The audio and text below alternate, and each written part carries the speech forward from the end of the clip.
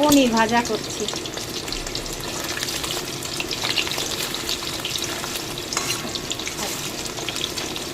আর সাইডে গরম জল রেখেছি, ওগুলো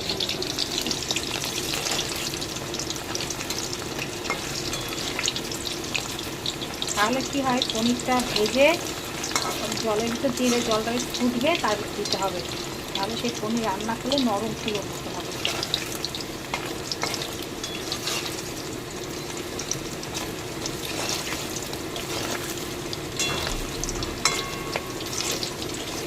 পনিরটা রান্না করলে বেশ কাজু কিশমিশ দিলে, আদা জিরে বেটে বাটা দিলে পনির খেতে খুব সুস্বাদু।